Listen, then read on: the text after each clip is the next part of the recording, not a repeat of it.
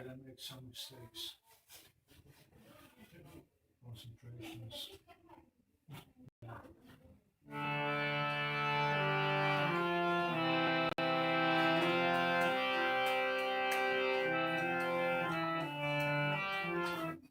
Actually, the Madonna should be a little louder. It's very, very soft. It's nice if you're careful, but you can put some more beat. Yeah, be more present if you can, or if you want. Okay, I make you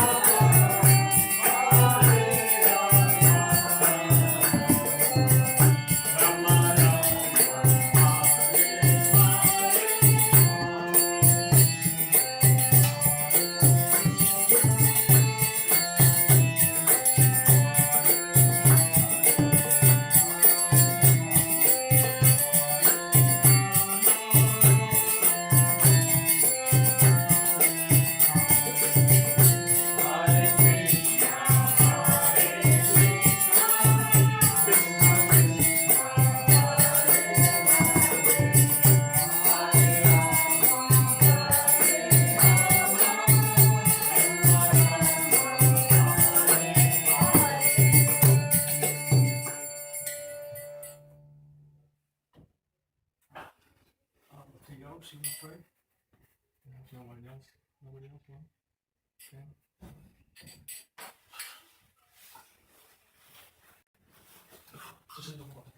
Huh? Just a little word. Thank you.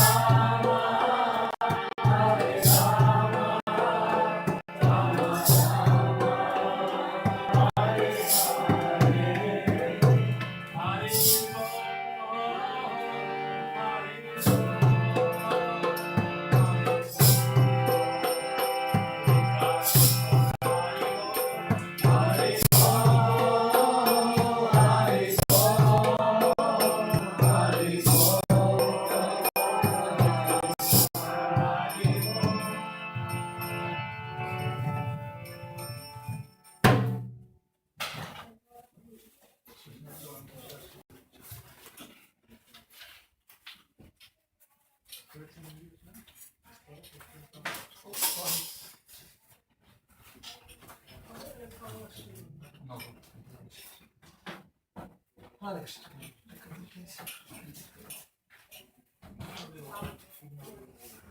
Krishna. Welcome today in this temple. Today's lecture will be given by His Grace Ninema Prabhu and His big Haribol! Haribol!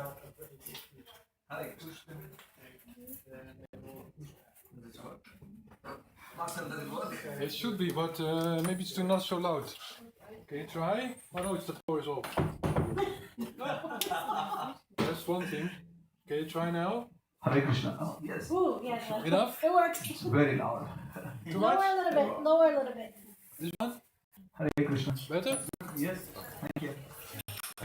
Can everybody move a little bit that way? Some more people will probably. Space Cowboys.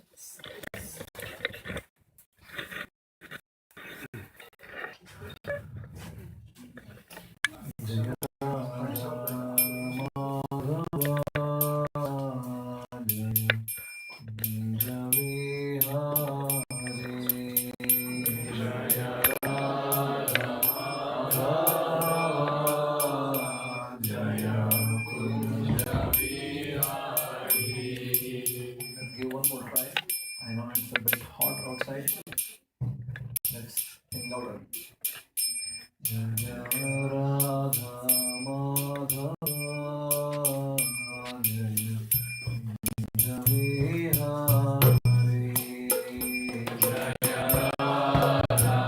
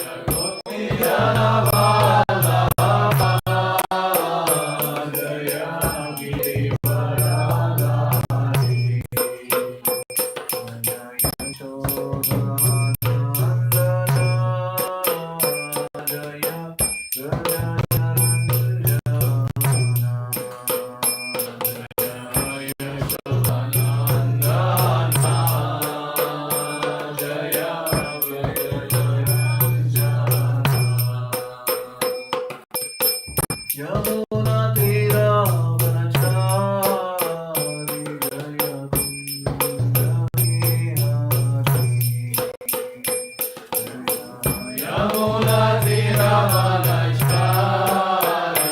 जय कुंज Vihari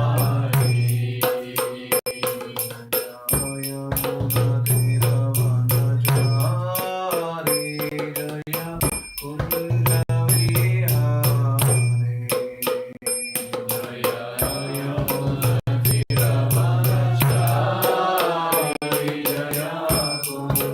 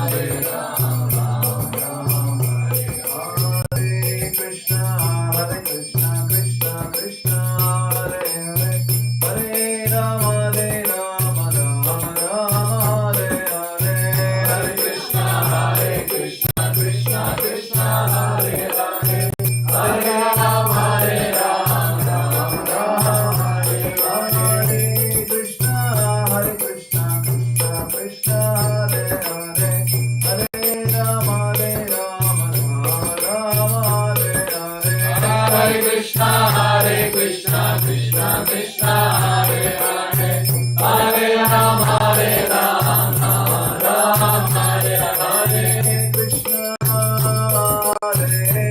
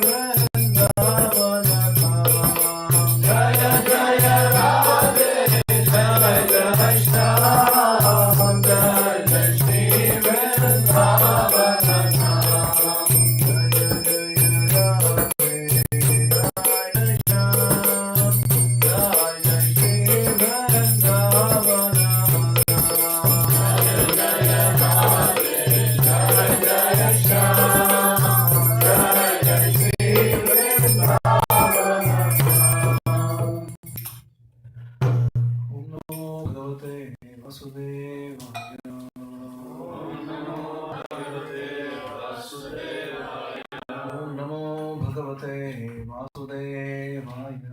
Om Namo Bhagavate Vasudevaya. Namo Bhagavate Vasudevaya. Om Namo Bhagavate Vasudevaya. Narayanam Namaskritya Naram Chaiva Narottamam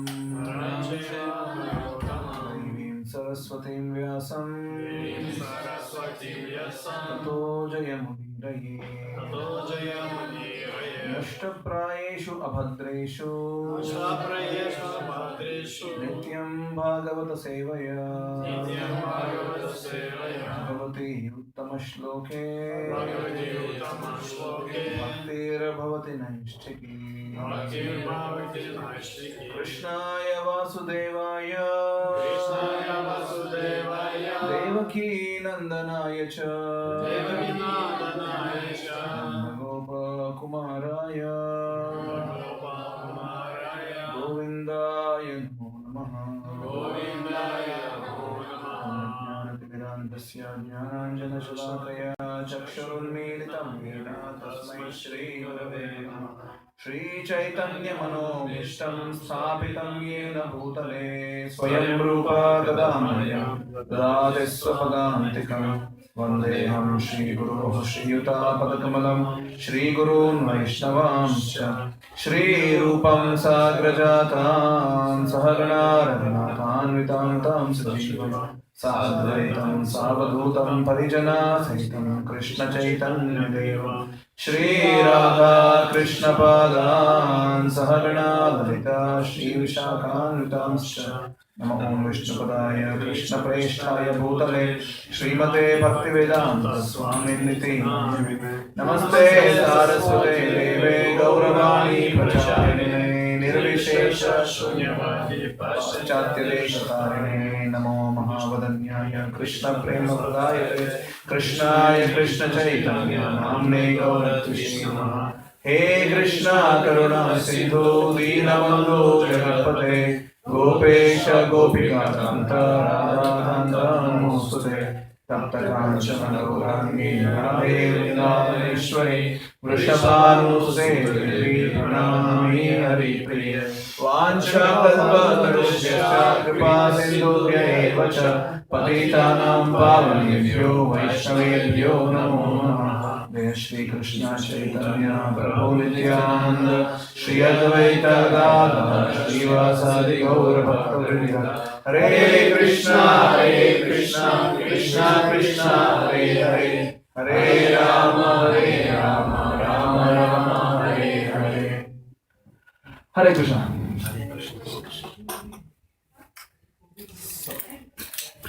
Thank you all for joining us this Sunday afternoon. Very, very hot weather. So I'm glad that at least some devotees are here. I was thinking that there will be no one, so I was prepared. So today we'll be discussing a few things from Srimad Bhagavatam, Canto 9.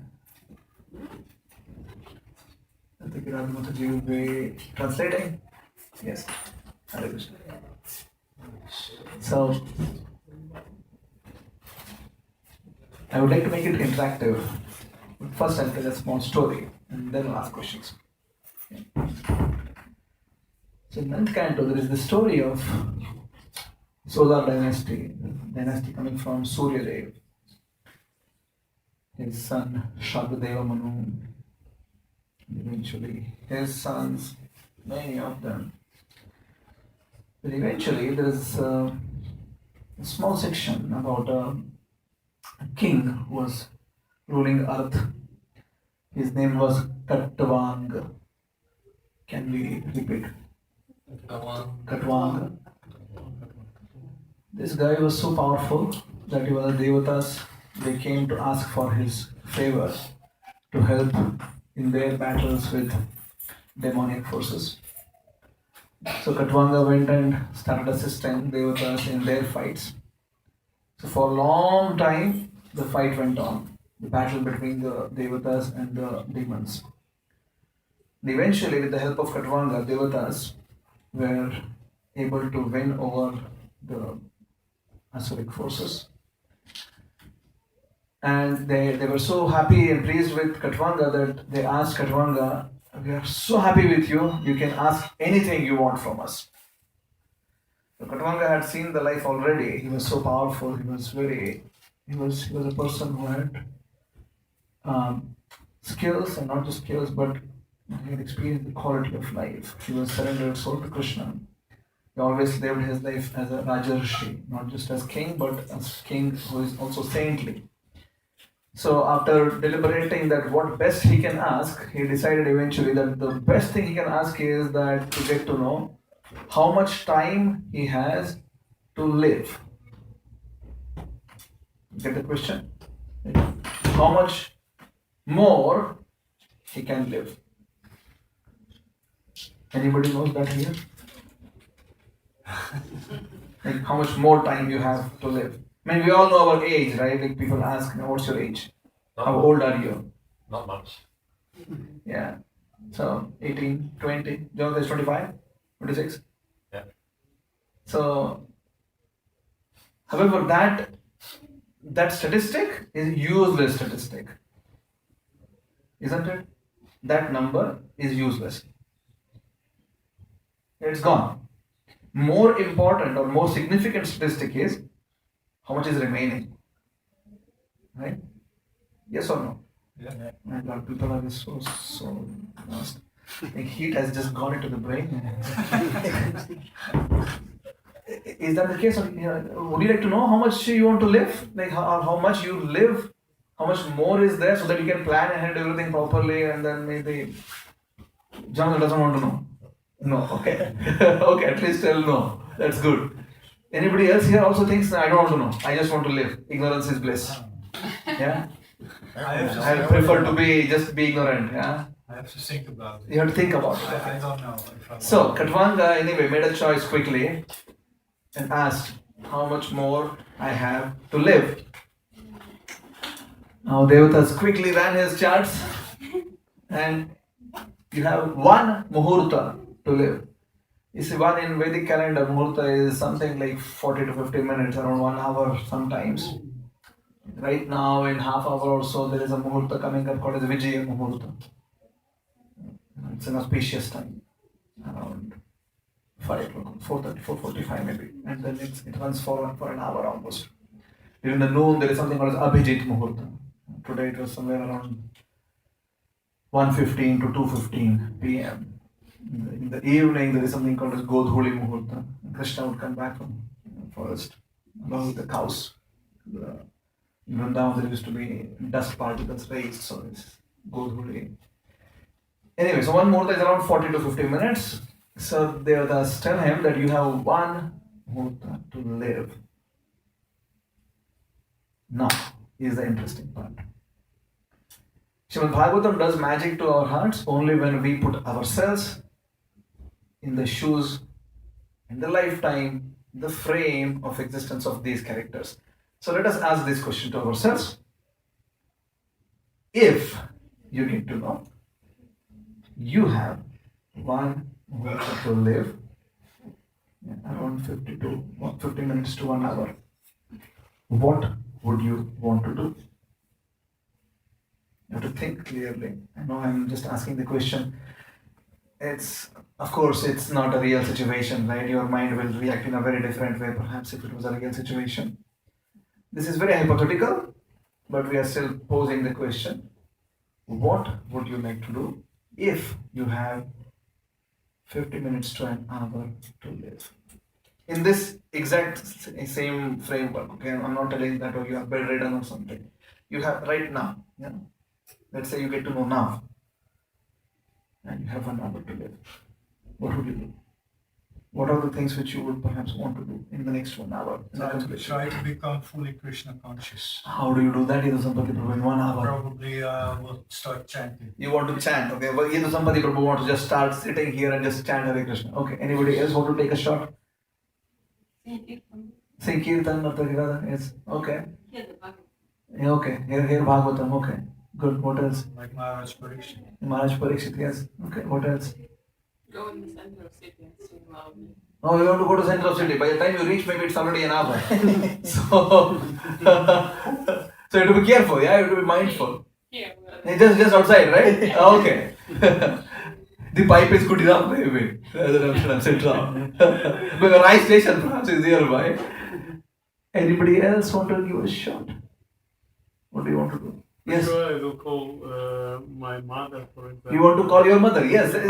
Things are becoming realistic now, yeah? Because otherwise you're just in the air. Oh, I want to chant, I want to do this, I want to do that. If you really have that time, then yeah, things are becoming a bit more serious and realistic now. Yes, go ahead. You want to call your mother and tell, and what else? Why is that unrealistic? No, I'm telling you in a very practical sense, right? Oh, okay. Yeah? Yes. Go ahead, yes. You may still do Hare Krishna chanting, I don't have any doubt on that. So, I think anything else is just a waste of time. If you, yes, maybe. To be completely honest. Yes, Jagadish Prabhu. I was thinking now really like seriously, and I thought that yeah, I would call people that are willing to ask forgiveness, and then I will call also my relatives, and then I will call my Guru Maharaj Vishnu and just ask him what should I do. Okay. So finish everything fast. Get everything done. You have 5 minutes remaining. Dayal Bhatri Gyal Goswami Maharaj, I have 5 minutes. No, but I will do that the first part very quickly. Okay, yes, Jonathan. Yeah, I think very much on the manager would be to call those who I know will be most affected by my death and tranquilize them and say that this is just part of the journey. So leaving this word, knowing that I'm leaving people that care for me, and then I'll call my guru. Okay. Anybody else want to come? Do you want to give a shot? You want to say anything? You already saw. I'm sorry. Yes. Of course, the last half of this time, I'll prefer to maybe chant japa. Okay, so you divide first. Yeah. Oh, it's 1 hour. 30 minutes is for japa. Rest 30 minutes I'll just do all the things and logistics first. Maybe I will do it that way. Okay, good. Yes, anybody else? This is good enough, maybe.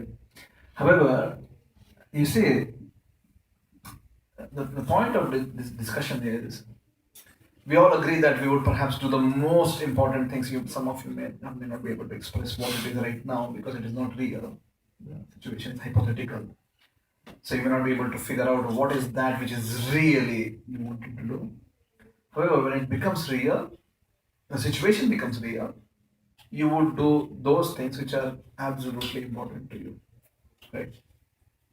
The question is, or the interesting fact about it is, that moment may arrive to us anytime. Yes? Just with a twist that we may not be having an hour. Yeah? We may or may not be having an hour. So if we have a list of things which we want to do as the most important things, the question is, why not do it now? Where we have all the facilities intact. Yeah.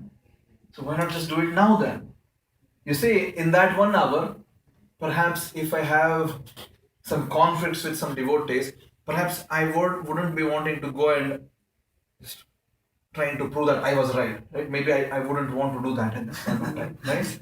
Let's say, I had long-standing relationship issues with people.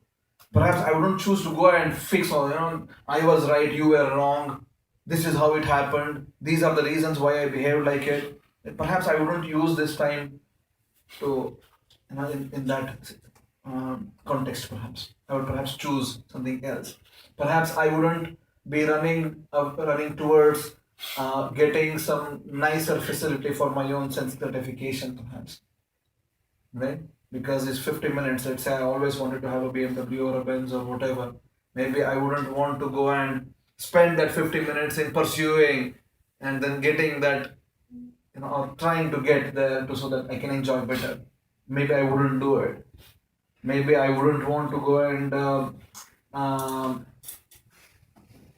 get into newer conflicts with people. Perhaps I would want to just be peaceful, maybe. Right? So if then some, as all of you already mentioned, maybe hearing the Srimad Bhagavatam, chanting Hare Krishna mantra, going out and doing whatever, Sankirtan. The question is, if these are the most absolute important things in our lives, perhaps we should make them a priority to live now. Right? And that's how it makes meaningful impact then. Otherwise, things won't make sense at all. If I'm living right now in a chaotic manner, and I want to do something else, I want a magic at the end. Perhaps it wouldn't work like that. Because spirituality, in the context of Sanatana Dharma, is a very real, not realistic, real action. Krishna tells in Bhagavad Gita, Raja Vidya Raja Guhyam Pavitram Idam Uttamam Pratyaksha Gamam Dharmyam. Pratyaksha means in real sense, right now. Aksha means eyes. Pratyaksha is that which you can perceive right now. That's Pratyaksha. So, bhakti or spirituality in general is pratyaksha, has to be experienced now. I cannot tell that I'll die and then I'll get something. If I need to experience Krishna, I need to experience it now. If I have experienced it now, then I'll also experience it after. If I have not experienced it now, I wouldn't be experiencing it after. Maybe I'll be continuing my journey towards it, but there will be no, let's say, last minute magic happening. Maybe with some of us, I should not be making exclusive comments. Maybe with some very, very special souls, there will be some magic. It's better for myself if I think there will be no magic. Yeah, I'll perhaps have to put some efforts myself to advance myself in Krishna consciousness. So coming back to the king, the name? The king? Khatvanga. Khatvanga chose that, dear Devatas, I have one muhurta you told, I want to immerse myself in Krishna consciousness. Just transport me from here to a holy place. I just spend my life there, next whatever time. Because Devatas work on a different plane. We all work on gross matter, right? Earth, water, fire, air, ether, Pancha Mahabhutas. 5 principal elements, that's the body is made of. Devatas operate in the plane of mind. If we go higher to the principal Devata, Brahma, he operates in the plane of intelligence. There is not even mind there. So Devatas operate in the plane of mind, and in that plane, it's very easy. Mind is so fast, right? So they immediately transported him to a holy place. This guy just submerged himself in the thoughts of Krishna and was completely spiritual and left the body like that. Now, Srimad Bhagavatam describes these kind of astonishing stories to give us the context of, you see, this is what happened with Khatvanga. Very interesting, isn't it? Now, unfortunately, nothing will happen like that with us. Maybe we will not get to know like that. Oh, you have this much amount of time to live now. Utilize it well. We are just going ahead with life, and boom, most of the times. So that means that I need to live in Krishna conscious way. When Srila Prabhupada established this institution, he called the name of the institution as International Society for Krishna Consciousness. And Prabhupada could have chosen any names. He chose the name Society for Krishna Consciousness, which means I need to be investing my existence right now to live in a Krishna conscious way. When devotees would come and ask Sri Chaitanya Mahaprabhu for blessings, anybody knows what Mahaprabhu would bless? Satsang. He would always bless that Krishna Mati Rahu. Krishna Mati Rahu, that your Mati, your consciousness, be in Krishna. That's how he would bless the devotees. So Krishna tells this in Bhagavad Gita that in the 8th chapter of Bhagavad Gita, Krishna gives a formula that always remember me. Entire day, whatever it is, keep remember me. Tasmat sarveshu kaleshu mam anusmara yudhyaja. That is the statement by Krishna. And all the time, sarveshu kaleshu, entirety of time, Krishna says, we need to keep remembering him. We need to keep Krishna in our consciousness, and then we need to operate. Of course, we have So we all have our own duties to perform. We have our own responsibilities to take care. We have so many things to be done, but we need to keep Krishna in the consciousness. Now the reason why this great sages were able to do that was because this was the culture of the land that time. This is how they would live. In the whole history of Katwanga's lineage, there's so many interesting things which happened. So going back a little bit, a few generations behind Katwanga, there was a king by name Sagara. Sagara, now there will be a lot of names being thrown at you. Let's see at the end, let's do a spot quiz to see if you remember. What was the name I said now? Sagara. Sagara, his birth was also interesting. So this is a few generations, tens of generations behind Katwanga now. Okay. Sagara was born to a king called as Bahuka, and Bahuka died at some point of time. When Bahuka died, his wife was pregnant. So at that time, Bahuka had a lot of wives, and just one wife was pregnant. And then the other queens, they were somehow jealous that this one queen has, she's carrying the seed from the husband.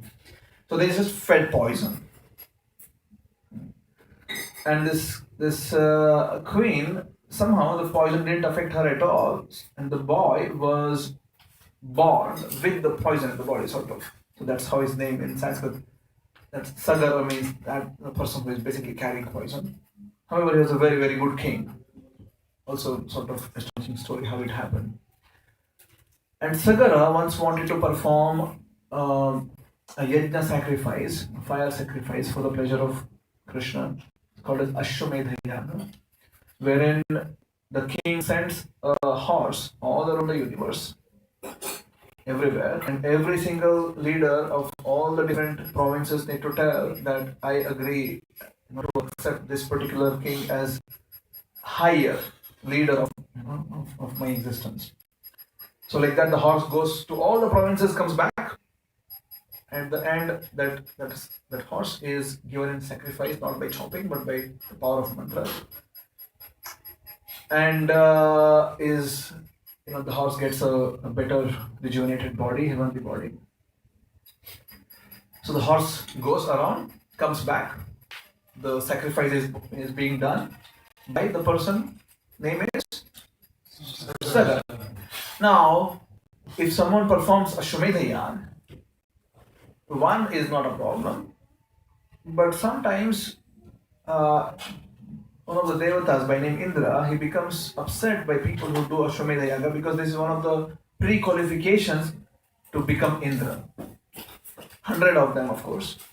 But sometimes Indra is, last time when I gave a class, I gave about this, there is a king by name Prithu. We discussed about Prithu.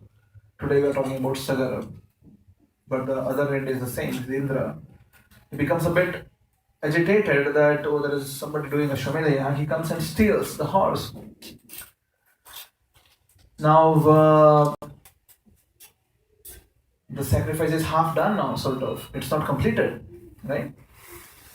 So Sagara had two wives, Sumati and Keshini. And for Sumati, there were 60,000 children. Right?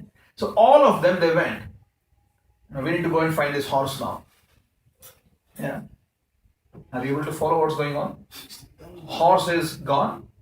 The guy had 60,000 children, and they all went to find.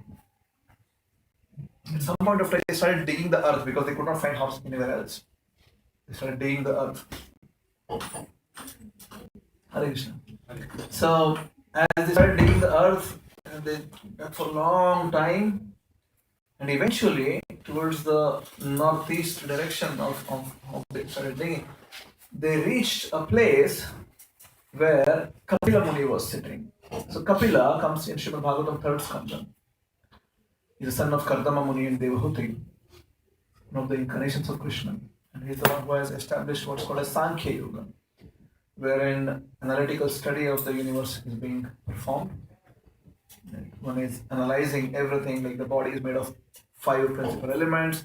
There are 5 senses. How are the senses connected to the 5 principal elements, the sense perceptions, the Atma, the mind, the intelligence, the ego, the Paramatma, the time factors, all this together they study analytically. Sage Kapila established this thought of this process of yoga. So they reached Kapila Muni and there was a horse standing next to him. And these guys, by their intuitive intelligence, somehow figured out that it must be this guy who has stolen the horse. However, Kapila was just engrossed in his tapasya and no idea what's going on. So 60,000 people shouted at once, "Kill this person! He has our horse." So as they shouted, Kapila opened his eyes. And they were just about to come and kill him. However, because Kapila is an incarnation of Krishna and a saintly person, the fire element in all these 60,000 children, it just ignited itself and all of them were burned to ashes. 60,000 of them.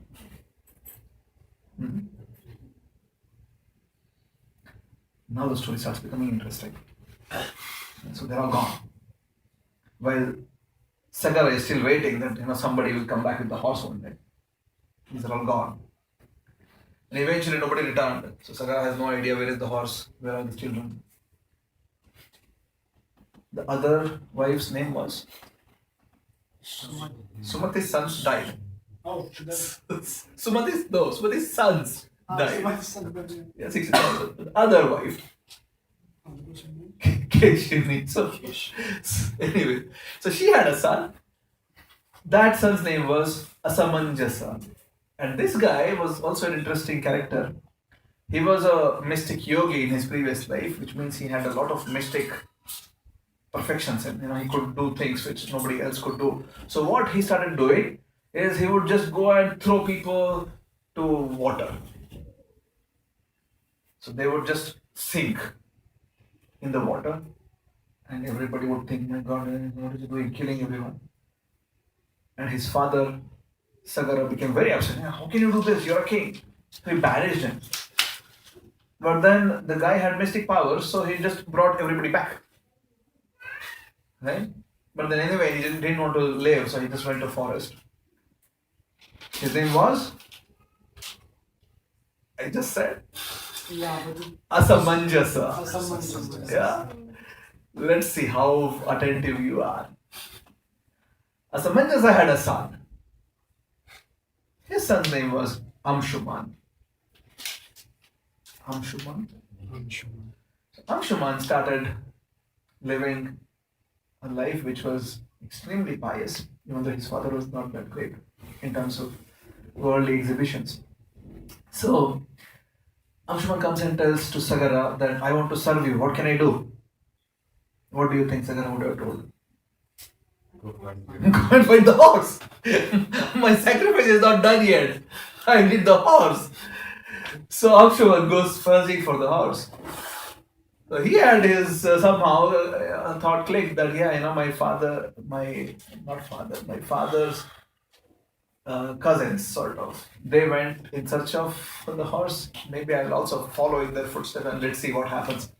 So he travels the path and eventually goes and sees whom? Kapila. And the horse is still there. Yeah. And as soon as Amshuman saw this, he understood, oh, this is Kapila. He's a great person. Perhaps he is Vishnu's incarnation. So he started offering his respects to Kapila Muni. He started praying that, you are supreme absolute truth. You're here to teach people. You're beyond the modes of material nature. I just want to know. And then he also saw a huge mountain of ash. So he sort of figured out what would have happened. Right? So he started praying that I want to, these people, they didn't really attain a great end. I want to give them a good gati, next, path cleared out. What can I do to help them? So Kapila Muni was pleased with his prayers and he gave the horse, he told, yeah, please take the horse. So I didn't bring it here, the horse came itself. So he told, you take the horse. And for the benefit of all these 60,000 guys, you can bring Ganga. Who? It's a river. It was not on earth at that point yet. Ganga was not on earth yet. Now, Ganga is basically the water from the river Viraja, which is not material creation. So when Vamanadev, another incarnation of Krishna, came, Vamanadev basically in the first foot he covered all the lower regions of the universe. In the second foot he was wanting to cover all the upper regions. There are 14 planetary systems as per Vedic cosmology. It's not a cosmology how modern science looks at it. It's a planar cosmology, and the planets are arranged in planes. There are 14 planes, and so with the first foot he covered all the lower regions. In the second foot he covered all the upper regions, Vamanadev. And when he was trying to cover the upper regions, his toe basically pierced the covering of the universe. Right? We are inside a bubble, but not just a bubble made of water, but bubble made of earth, water, fire, ether, mind, intelligence, ego. It's like an American football. It's like a rugby ball, if you have seen it. That's how the universe is. And it's actually a closed surface. It looks like everything is open when you look at the sky, but it's actually a closed surface because there is sun, there is some light inside. But it's a closed surface. Now when Vamanadev came and he pierced all the layers of earth and water and fire and ether which are there above. Yeah. We are inside a closed chamber. So Vamanadev pierced all this, and then eventually his toe basically reached, and then the spiritual water of the river, he said, Viraja, it basically flowed down, and then, but it was not on earth. It was there in heavenly planets.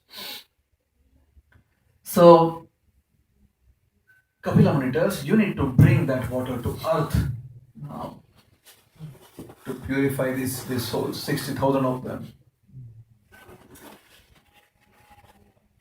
To whom? Let's see. Huh?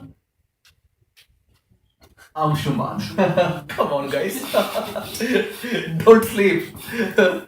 So Amshuman got an answer now. What needs to be done? So he takes the horse, gives it to Sagara.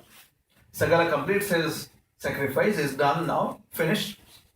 Sagara retired to forest, because usually people would just go to forest as soon as they are done with their lives.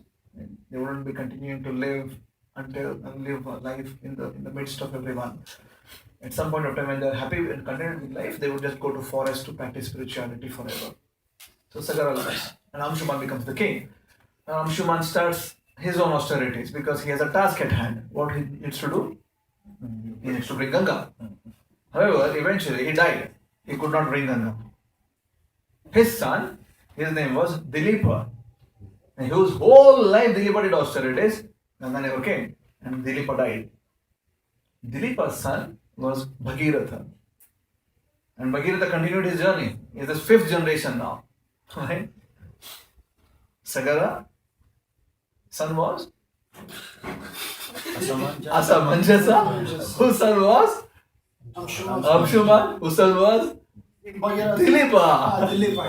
Dilipa son was Bhagiratha, right? So Bhagiratha started the same quest. I need to bring Ganga. After a long austerity, Ganga appeared to Bhagiratha. What do you want? Bhagiratha said, well, my ancestors are here as ashes. I need to purify them. I want you to come and bless the earth. Ganga said, well, great, I wouldn't mind doing it, but if I come just like that, I'll be at such force that I'll just pierce the earth. We need somebody who can tolerate the force. This is a different task now. So Bhagiratha sat down and made his analysis and figured out that it should be Lord Shiva who can hold this. So he started doing austerity for Lord Shiva. Eventually Shiva appeared and asked, what do you want? I want you to come and please, as Ganga flows with so much of force, you be the buffer in between. make it slow down. No, Shiva agreed, so no problem. So Ganga, so much of force she came, and Shiva in his jata held Ganga, modulated it, and then gave it to and then Bhagirath told to Ganga that I am just go in my chariot, wherever I'm going, please come. They eventually reached this place where there's this whole heap of ashes and bones were there, and then Ganga flowed through that and then purified the whole existence like that. And today also, if you go to India, there is Ganga. It's there. Now the story is interesting because it shows us that even in the lives of great personalities, there's so much of turbulence is happening and how they are handling it. But coming. Please come. Hare Krishna. They are not just, oh, I'm devotee of Krishna, why all these things are happening to me? Why me? Yeah. They don't do that. When things don't go as per their plan or how they wanted to serve, because Sagara never wanted to do sacrifice for his own benefit. He wanted to do that for the benefit of his whole kingdom, for the benefit of all the people, not just for himself. So when situations go out of control, we learn from Srimad Bhagavatam how much one is dedicated. So 5th generation was able to get the task done. Same task. So in Bhakti there are these principles of Utsaha, Nishchaya, and Dhairya. There has to be enthusiasm, Utsaha, determination, I will do this. There has to be courage or patience. Dhairya is simultaneously used as courage and patience, because they're also synonyms in one way, because brute force courage is not good anyways. Courage means you have to have it for a long time. That's patience. So with that, when we go and execute our devotional service, that's when things become more meaningful. We start contributing in a way which is more significant. Perhaps if I just do it one shot effort is not so useful. Srila Prabhupada was given instruction of go and spread the knowledge of Krishna consciousness when he was in his 20s. Yeah. Prabhupada waited for almost 40 years plus. Eventually he comes and actually gets things done. Until then he was just preparing. For 40 years he was just preparing. That has to be done later. So we can learn a lot. How Srila Prabhupada was also dedicating his life to not just jump into, oh, my Guru told this, I need to get it done tomorrow. No. Whatever best I can do now, he was doing it. Until it became apparent for him that, okay, now is the time, I need to go and do it.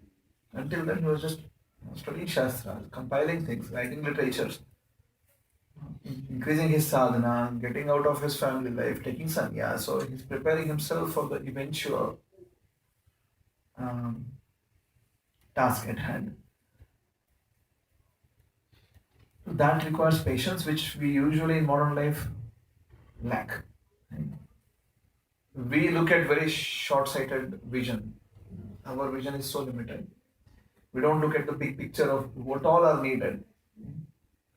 Many individuals want to do a lot of things for Krishna, but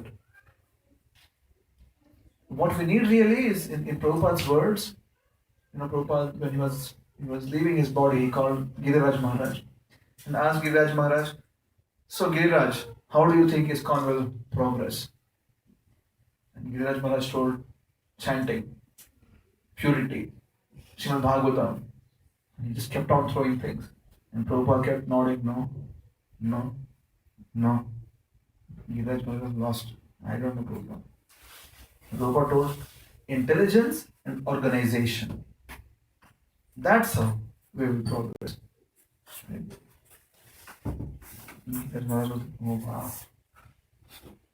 So Prabhupada was very real. I'll come back to this before I want to tell one more real thing of Prabhupada. Prabhupada was walking with a few disciples one day, And then he pointed at a location and then, do you see?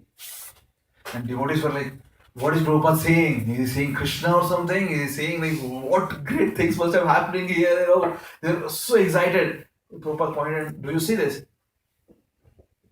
And no, they're like, no Prabhupada, what is there? What is there? Prabhupada said, this tap is leaking, go and fix it. It was real, right? Anyway, coming back to this, intelligence and organization, and to sustain, we need to have goodness. We need to have. Actually, the tap is leaking. The tap is leaking. It's been a few weeks actually. One month already. We're trying, bro. So. In case you didn't know. No, she knew for sure.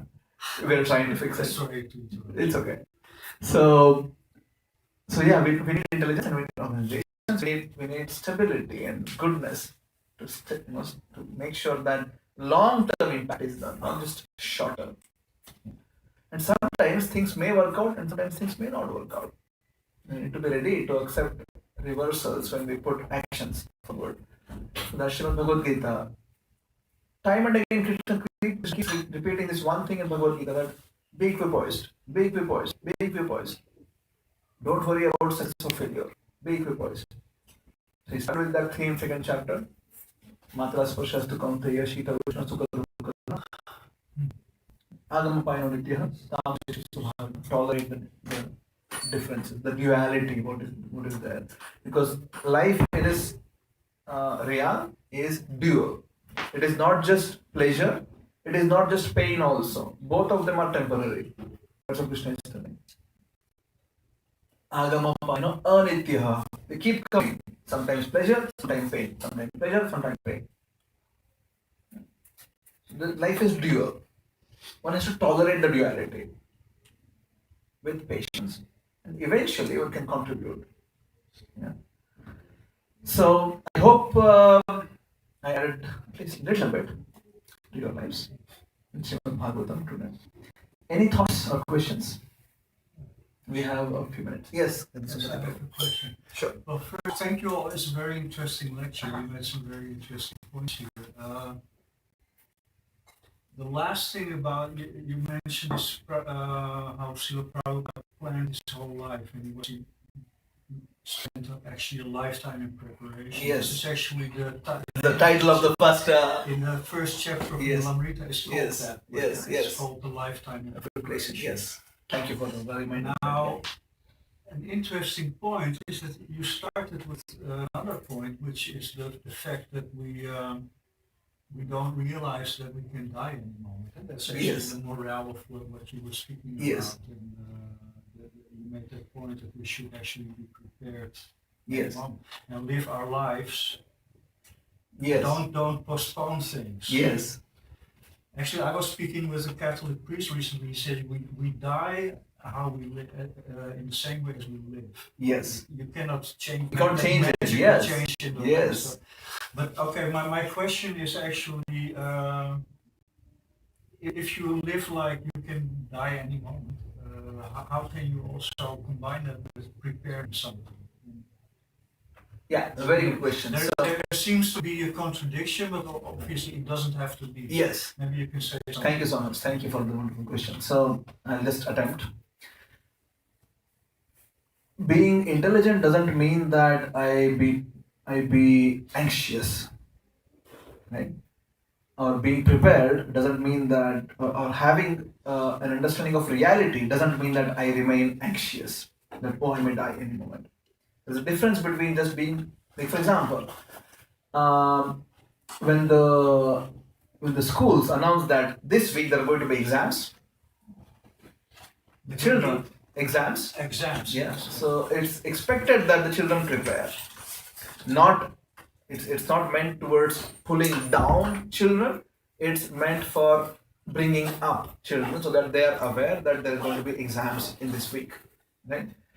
Now, what's interesting about life is that we all know the question about the exam, that we're going to die one day, just that the timetable is not announced. When is it? So that makes life interesting. However, it does not take away the fact that right now I'm living. Yeah. So that it does not take away that fact. Now, when this is the reality, that's how Adhyatma always is real and it's not postponed. When this is the reality, in this present time, place, and circumstances, what is the best I can probably do so that understanding that yes, eventually things may all collapse also, but in normal circumstances, how would I approach this in while being Krishna conscious? Right? So that means that I need to be having a section of my life dedicated towards Krishna exclusively, and remaining, perhaps I can start endeavoring towards that whatever is the action I need to perform, right, as the goal, let's say. In the case of Prabhupada, he was given instruction that you go and teach this knowledge of Krishna consciousness all over the world in English language. So now on one side, he was stabilizing and strengthening his sadhana, so which is happening on a daily basis. So to say, he is preparing himself, he is ready for whenever that point of death, if it comes before, he's sort of ready already. Right? Doing the important things. Yes. So there is a statement, the main thing in life is to keep the main thing as the main thing. Right? So we keep the main thing as the main thing. That's the main thing of life. So we keep that intact, and rest I endeavor intelligently. It cannot be ugra karma, wherein, and that's where it's basically recklessly endeavoring. It cannot be that. It has to be intelligent endeavor, organized endeavor, with patience, understanding that eventually I need to have specific skills, maybe I need to develop, which I don't have today. I may have to get resources which I might not have today. Right? However, I can't be just ignorant that I just keep endeavoring because I may die. So a portion of life is dedicated exclusively for taking care of those spiritual needs. That's sadhana. And then we endeavor intelligently. That's what is coming to my mind. If you want to share something, you can add. No, I think this is a very nice answer. You have to balance it, harmonize it. Thank you. Thank you. Yes, Jagdish. Yeah, so also maybe for the people who are new here, so very often people who just come here and then they study the law of karma. So where is this borderline between this fatalistic approach, fatalism and karma? So Can you explain to me what is the fatalism thing? I don't yeah, know. like fatalism, like for example, very often people come to the movement and then they learn about the law of karma and then they think that, okay, well, since everything is predestined already. Ah, like that. Okay. So we have a few minutes, so I usually give a detailed answer. So let's try with that. And Brajarani just came with Bhoga, so we have some time. Right, Brajarani? Yes. Yes. So who want to be the guinea pig? Okay, I know Jonathan very well, so I'll take Jonathan. Yeah? You want to be the one? What's your name? Rikesh. Huh? Rikesh. Rikesh. Rikesh or Rikesh? Rikesh. Rikesh. You tried? UK. Where do you live now? Which one? You tried, right? I met you, I think. Yes. Yes. So, Rikesh wants to rob Ibn Amr. Yeah. He has just seen the Italian job. He's extremely, or maybe the recent one, Money Heist, right? That's better. So it makes grand planning how to do it. Just that alone. Goes and is in the absolute the safest locker is open already because of his grand plans. He's just about to put his hand to snatch. What's going on in his mind? What is going on in your mind? I've won. Huh? I'm winning. You're winning, okay. What else? Be realistic. Somebody will catch me. Okay. What else? Feels anxiety or He feels anxiety. What else? Money. Money. Okay. What else? Probably focus on this plan. own That plan. is part What of else? his plan, yeah. What else? Already dreaming about how he's gonna Yes. spend all this. Okay. What else? Am I doing like Because he's doing it for the first time, isn't it? Right? So, I mean, this you can extrapolate to anything in your life. And if you're doing something which you know is perhaps not right, when you're maybe you have a grand scheme on how to get it done, but when you're just about to do it, there is some voice there saying, "Don't do it. Maybe this is not the right thing. Perhaps you should not do it. Maybe reconsider." Right? There is some thread somewhere running like that. Right? You all agree? You experienced it? Yeah. Let's say Rikesh is determined. He is that Jagdish, whatever he said about future islands in Hawaii is just so lucrative that Rikesh anyway gets the job done. Precise. Nobody gets to know this. Yeah. Now Rikesh is done with ABN AMRO in Amsterdam. Now he wants to go somewhere in Groningen or somewhere. There's a headquarters, right? ABN AMRO's. Now he wants to target that. Second time. Again, elaborate planning. Goes there. Is just again, precise activity. Just again now in front of the whole huge amount of money. Just putting his hand again.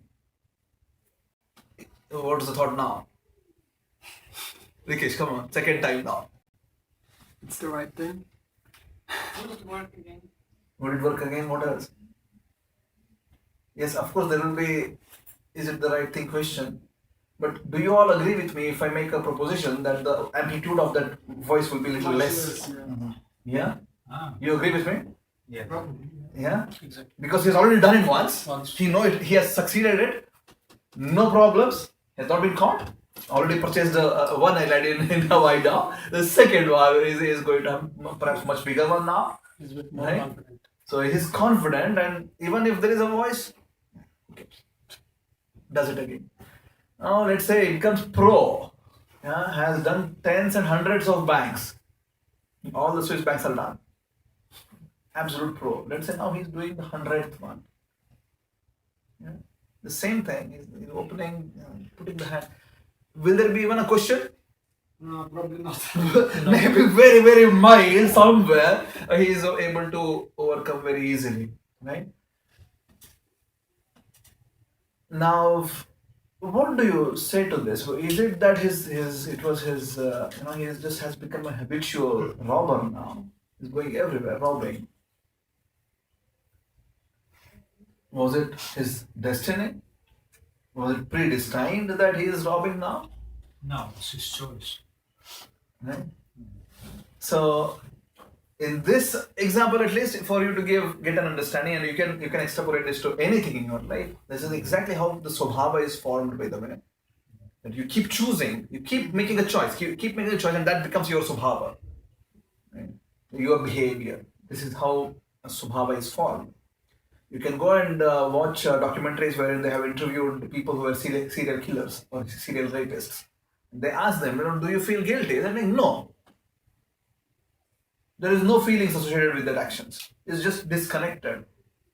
Perhaps the first time they were not like that, but one is kept on doing the same thing repeatedly. Eventually, you disconnect yourself from the feeling associated with the activity. So that's how Swabhava is formed. This is a very negative example, but you can understand this in any context. It's precisely how our Swabhava, our taste and likes and dislikes is formed. Over the lifetimes, not just one, but multiple lifetimes, we keep choosing and we keep reinforcing the thought process. But how we get the tendency, right?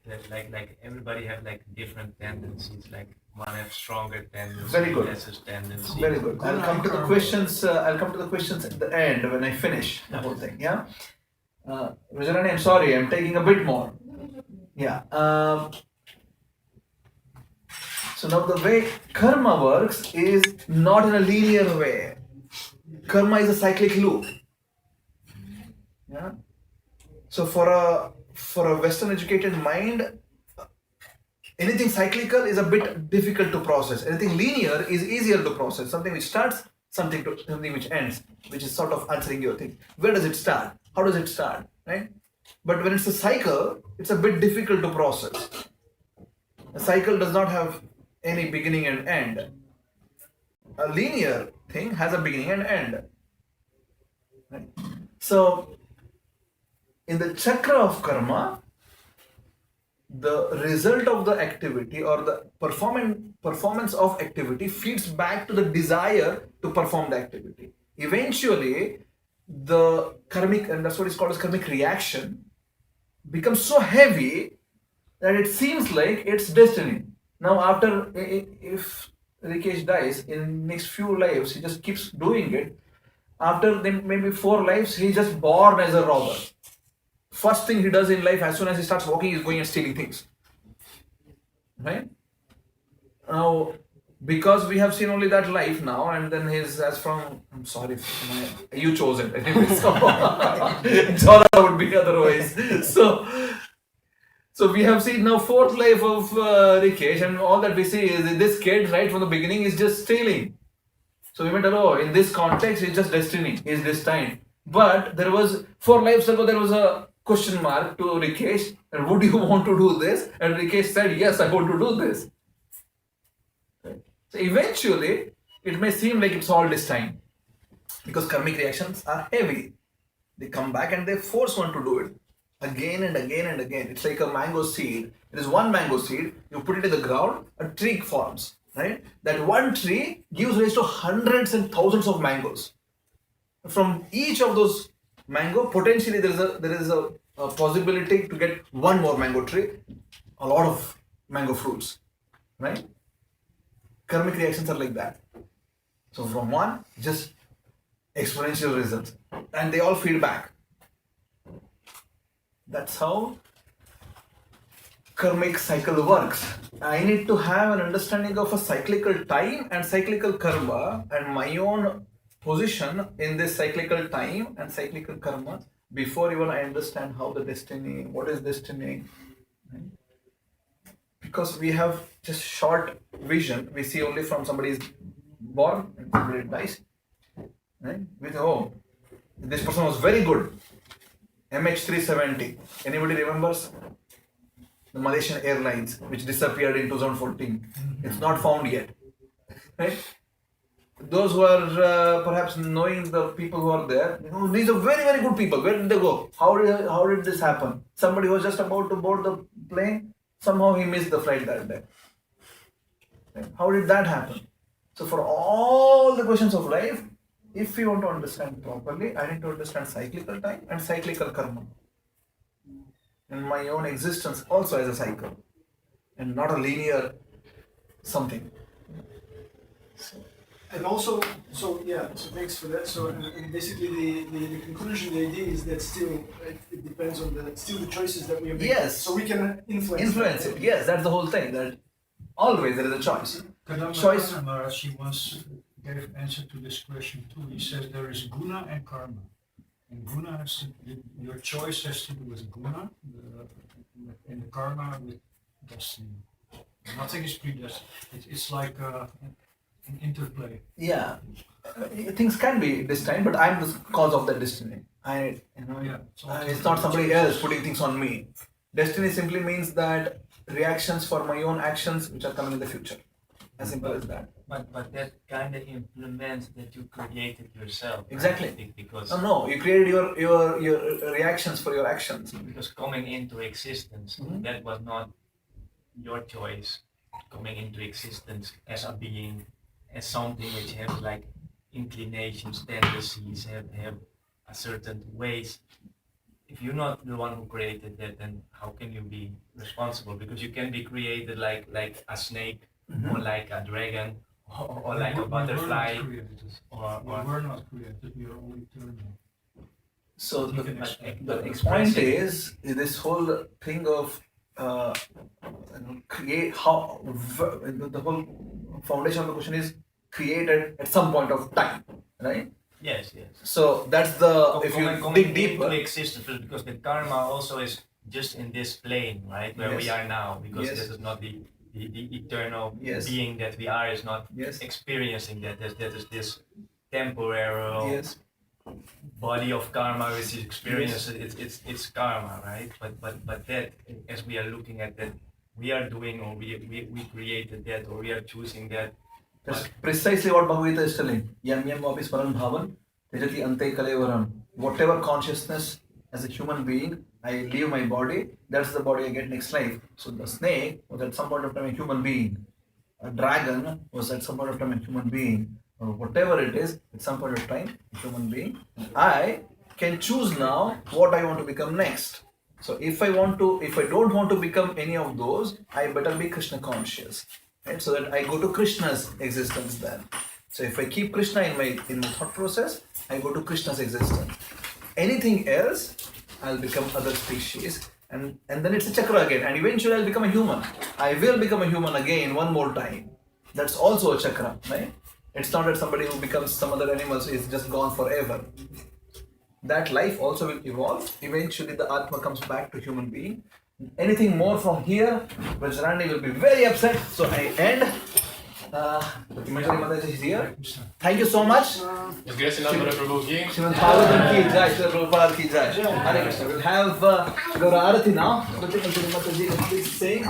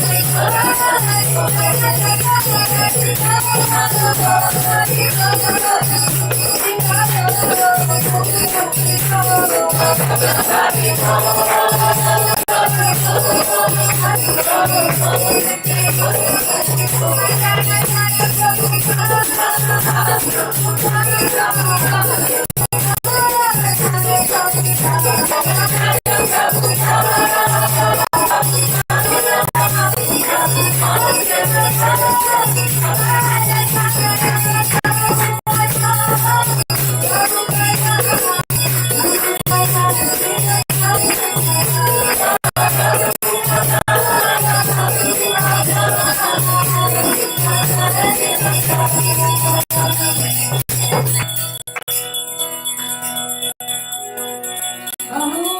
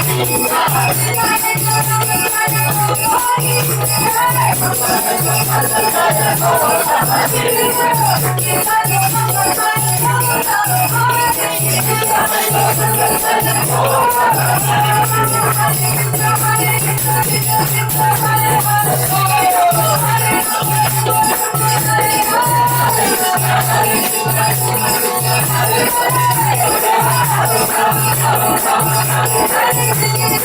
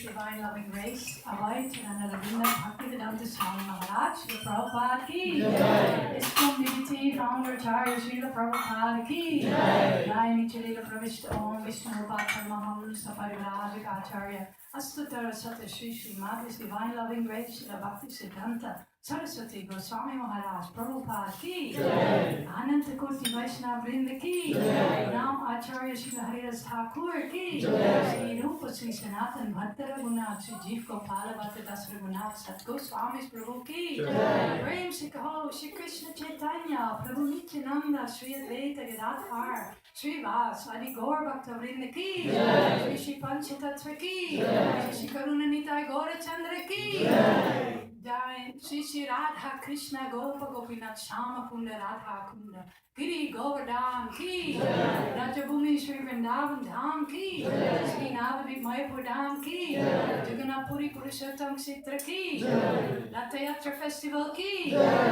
Gaur Premanande, all glories to the assembled devotees, all glories to the assembled devotees, all glories to the assembled devotees, all glories to Sri Guru and Sri Gauranga.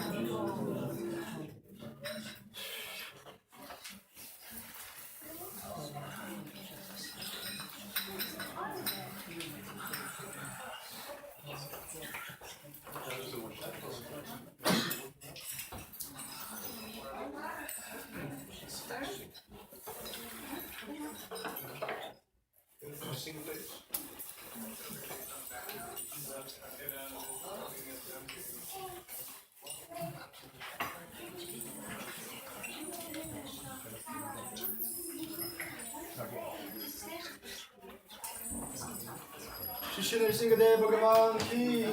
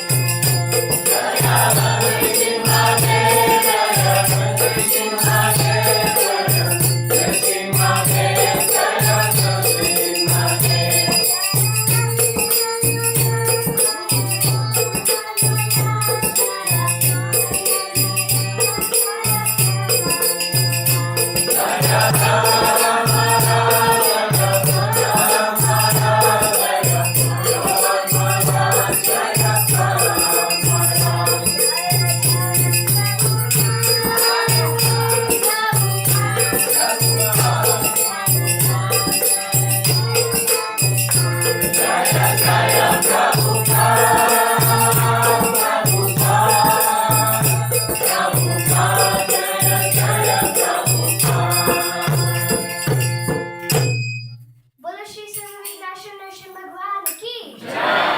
राज प्रहलाद महाराज की जय। श्री प्रभुपाद की जय।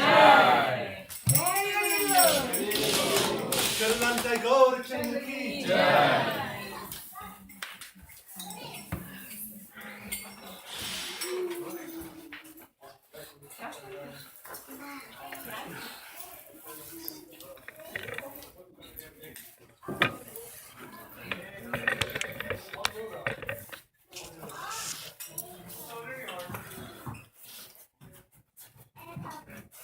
Someone wants to sing Tulsi Arati?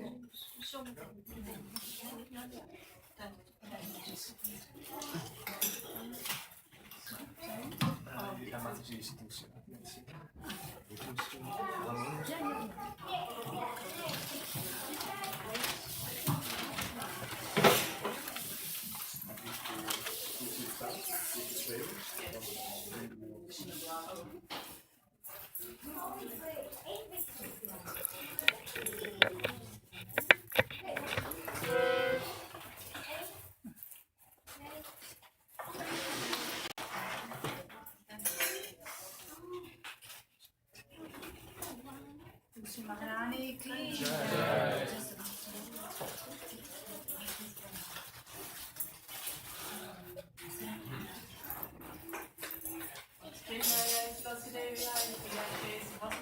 Vishnu भक्ति देवी सच्चिदानंद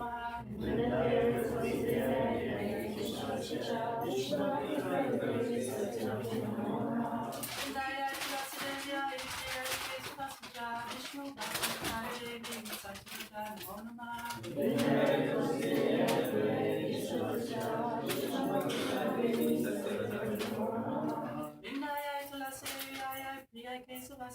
Vishnu Bhakti Devi Satyajanama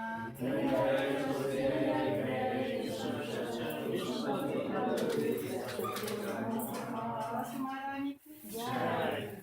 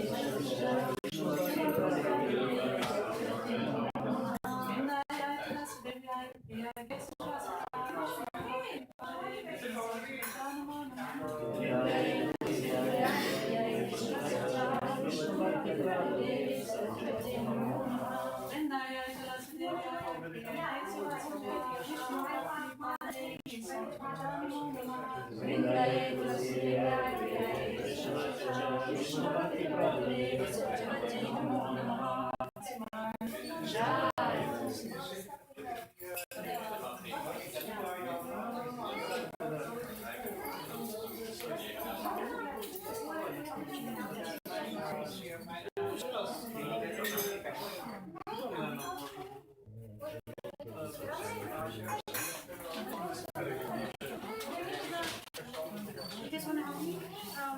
We're gonna eat. Hare Krishna, everyone. Hare Krishna. We're gonna eat prasad here today. So please. Oh, sorry. No, we can do that now since we're sitting down. Okay, wait a minute. Ничего страшного. Мы вдвоем будем среди матов. Ничего страшного. На кругу не будем, тут как в стране. Да, понял? Все, все нормально. Сначала помыться. Hare Krishna, please take a seat. Everyone who's standing outside, please come inside. Everyone, can you decline really quick? Come here. I think there's an important message. Yes, please come in.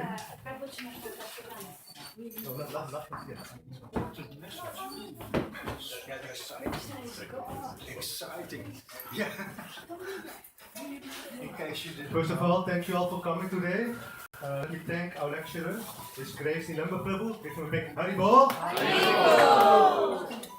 Cooks of today, Ashtasaki Mataji, with assistants Marshal Prabhu, Yeda Sampati Prabhu, and other Marshal Prabhu. Haribol. Flowers, Triveni Mataji, Malati Lalita Mataji, and Hemandra Mataji. Haribol. All the technical stuff, Vivek Prabhu. Haribol.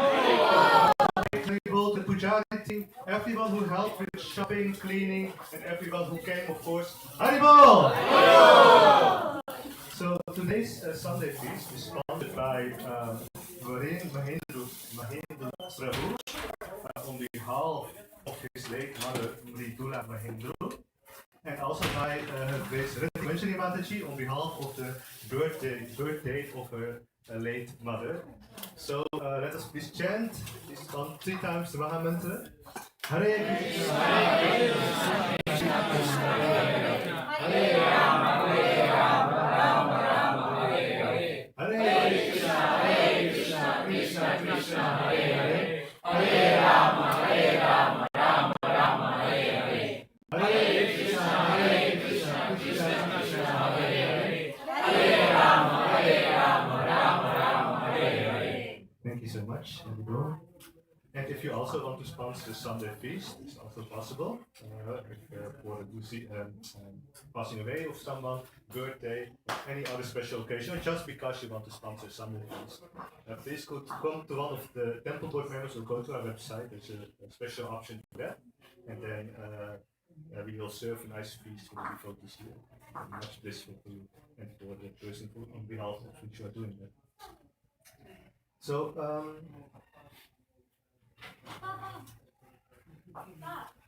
I want to put focus on the coming of His Grace Mahatma Prabhu. Please don't miss out. Yes, he will come in the week of Wednesday 5 July, so that's really fast actually, 2 weeks I think, till 10 July.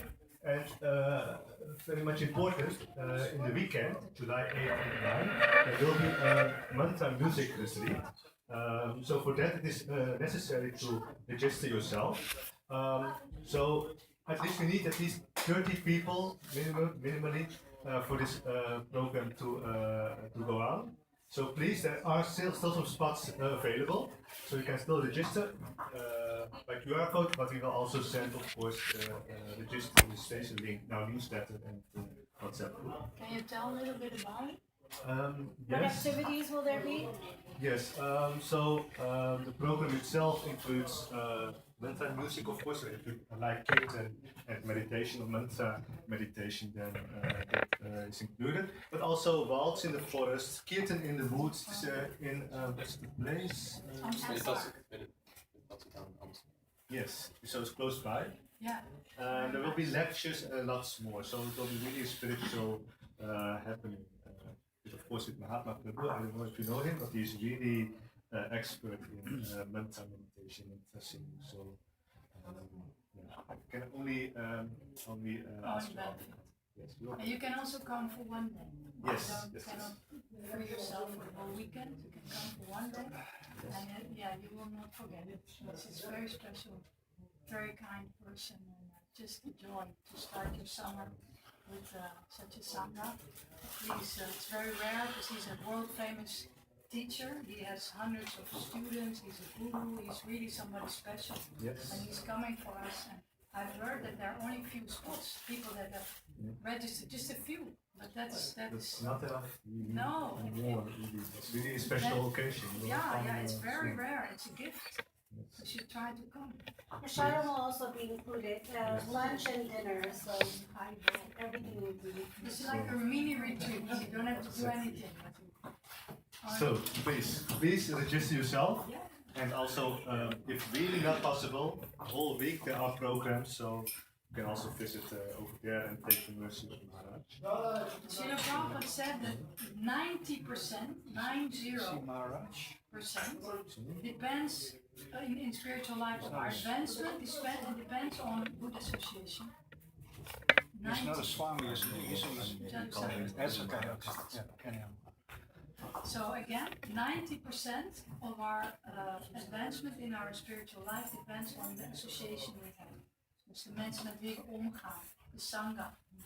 So it's really, people are always looking for best practices, breakthrough, whatever profit we try to make. And this is the huge breakthrough of your year, spiritual. You can be here. Thanks so much. More information, of course, in our newsletter. And if you do not receive it yet, please register yourself on our website or come to me. I will register you with me. Then, very important, July 15, Jagannath Baladev and Subhadra Maharani will come again to Amsterdam. I think it is the 50th year after the installation, is that correct? Wow, I have to check that. Maybe not 50th, but 50th. 50th. 73, yeah, that's possible. I think we celebrated that last year. 51. Anyway, 51 is also possible. better even.